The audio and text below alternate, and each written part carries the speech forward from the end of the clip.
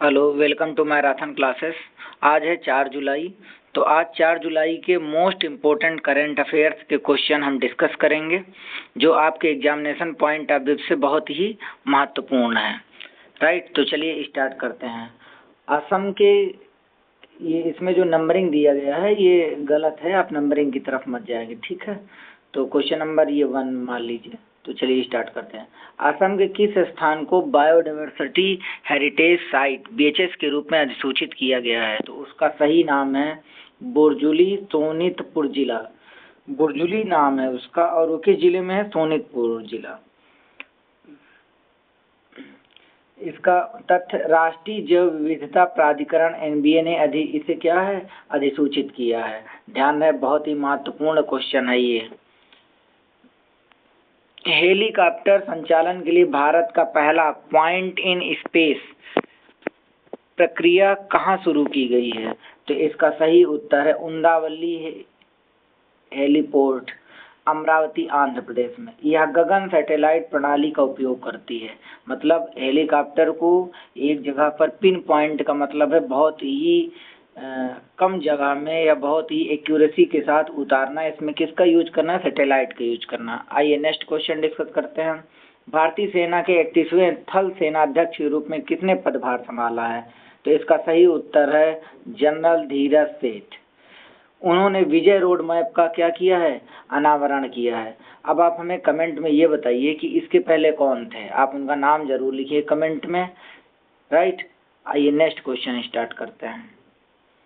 केंद्र सरकार ने दिल्ली और उत्तर प्रदेश के लिए कितनी राशि की राजमार्ग परियोजना को मंजूरी दी है? तो इसका सही उत्तर है 14,115 करोड़ रुपए। इसमें 6 लेन सुरंग और ग्रीनफील्ड हाईवे शामिल है। मतलब 6 लेन सुरंग और ग्रीनफील्ड हाईवे। सुरंग और हाईवे बनाने के लिए केंद्र सरकार ने 14,115 करोड़ रुपए पास किया है, जो दिल्ली से उत्तर प्रदेश के लिए बनाई जाएगी। Next question. एशियाई विकास बैंक, जिसको हम लोग शॉर्ट फॉर्म में कहते हैं एशियन डेवलपमेंट बैंक, और ADB ने कर्नाटक के स्कूलों के लिए कितने ऋण को मंजूरी दी है? तो इसका सही उत्तर है $182.89 मिलियन। राइट, यह straining Karnataka public school program के लिए, strengthening Karnataka public school program के लिए है। मतलब कर्नाटक में स्कूलों के विकास के लिए एशियन डेवलपमेंट बैंक ने, ADB ने $182.89 मिलियन का क्या दिया है? कर्नाटक सरकार को ऋण दिया है। Next question. DRDO और IIT दिल्ली ने किस नई तकनीकी का विकास किया है? DRDO और IIT दिल्ली ने किस नई तकनीकी का विकास किया है? तो इसका सही उत्तर है स्वदेशी टैक्टिकल एरोस्टेट। यह 20 किलोमीटर की ऊंचाई तक निगरानी के लिए उपयोग होता है। 20 किलोमीटर की ऊंचाई तक निगरानी के लिए क्या होता है? उपयोग होता है। महत्वपूर्ण है ये, आप इसमें डबल स्टार मार लीजिए। Next question. अदन की खाड़ी में किस भारतीय युद्धपोत ने समुद्री डकैती के प्रयास को विफल किया? तो इसका सही उत्तर है INS त्रिकंद ने। अदन की खाड़ी लाल सागर और हिंद महासागर को जोड़ती है। अदन की खाड़ी लाल सागर और हिंद महासागर को क्या करती है? जोड़ती है। आप हमें ये बताइए कि अदन की खाड़ी से विश्व के समुद्री व्यापार का कितना % गुजरता है? लगभग कितना % गुजरता है अदन की खाड़ी से? याद रहे, इसका उत्तर आप हमको कमेंट में जरूर बताएं। फिर से मैं क्वेश्चन पूछ रहा हूँ, अदन की खाड़ी से समुद्री व्यापार का कितना % गुजरता है? इसका हमें सही उत्तर बताएं कमेंट में। Next question. रिजर्पे ने बैंकिंग कनेक्ट समाधान किसके साथ साझेदारी में लॉन्च किया है? तो इसका सही उत्तर है NPCI भारत विलबे। यह मोबाइल फर्स्ट नेट बैंकिंग समाधान है। मोबाइल फर्स्ट का मतलब मोबाइल से यूज करना नेट बैंकिंग। Next question. विश्व जल संकट पर संयुक्त राष्ट्र की रिपोर्ट के अनुसार कितनी आबादी जल असुरक्षित है? लगभग 75%। यानी हमारी जो 75% आबादी है वो जल असुरक्षित जगहों पर रहती है। पूरे विश्व की जो 75% आबादी है वो जल असुरक्षित जगहों पर रहती है। जल असुरक्षित का मतलब जहाँ जल है तो पीने योग्य नहीं है या सही से है ही नहीं है, बहुत दूर है, तो इसको जल असुरक्षित क्षेत्र बोला जाता है।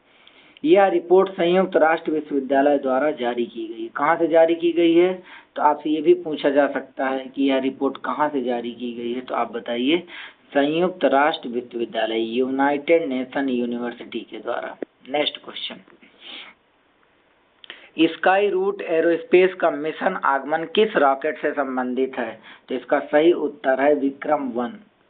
यह भारत के निजी क्षेत्र की महत्वपूर्ण उपलब्धि है। स्काई रूट एरोस्पेस का मिशन आगमन किस रॉकेट से संबंधित है?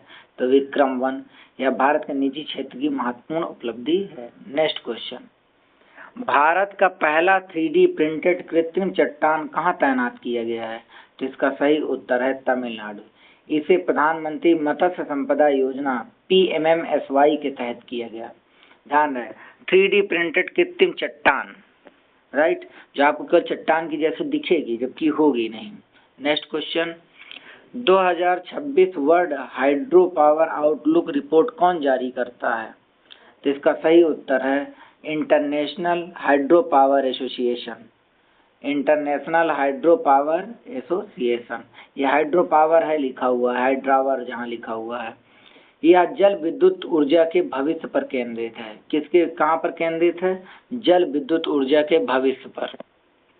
Next question, trade receivables discounting system का मुख्य लाभ किसे मिलता है? सूक्ष्म, लघु और मध्यम उद्यमों को। फिर से मैं पूछ रहा हूँ, ट्रेड रिसीवेबल्स डिस्काउंटिंग सिस्टम का मुख्य लाभ किसे मिलता है? तो MSMEs को मिलता है। यह व्यापार वित्त पोषण की क्या देता है बेटा? सुविधा देता है। Next question, submarine cable system I2SEA किसे जोड़ता है? तो ये सिंगापुर, मलेशिया और भारत को जोड़ता है। सिंगापुर, मलेशिया और भारत को। यह भारत के पूर्वी तट पर 2 लैंडिंग स्टेशन जोड़ता है। पूर्वी तट पर किसको जोड़ता है? 2 लैंडिंग स्टेशन को। ध्यान रहे, सिंगापुर, मलेशिया और भारत। इंपॉर्टेंट क्वेश्चन है, आप इसको वेरी इंपॉर्टेंट लिख लीजिए। नेक्स्ट क्वेश्चन, किस मंत्रालय ने स्टेम सेल और जीन थेरेपी का केंद्रीय लाइसेंसिंग में लाया है?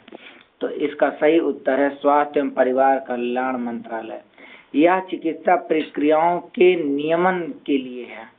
नेक्स्ट क्वेश्चन, दिल्ली इलेक्ट्रिक वाहन EV नीति 2026 का मुख्य लक्ष्य क्या है? स्वच्छ परिवहन को बढ़ावा देना। आप जानते हैं ये अच्छा इनिशिएटिव है। रीजन है दिल्ली में इतना ज़्यादा प्रदूषण रहता है, तो उसको रिड्यूस करने के लिए स्वच्छ परिवहन को बढ़ावा देना, यानी इलेक्ट्रिक वाहन को बढ़ावा देना, जिससे प्रदूषण में कुछ ना कुछ क्या हो, कमी हो। इसका लक्ष्य इलेक्ट्रिक गतिशीलता में क्या ले आना है? तेजी लाना है। नेक्स्ट क्वेश्चन, पशुजन युद्ध अभ्यास का संदर्भ क्या है? राष्ट्रीय पशुजन युद्ध अभ्यास का संदर्भ क्या है? राष्ट्रीय सुरक्षा और रक्षा अभ्यास। यह एक सामरिक रक्षा अभ्यास। सामरिक रक्षा अभ्यास का मतलब जो हमेशा होता है। नेक्स्ट क्वेश्चन, भारत ने किस देश के साथ AI रणनीतिक वार्ता शुरू की है? भारत ने किस देश के साथ AI रणनीतिक वार्ता शुरू की है? तो इसका सही उत्तर है जापान।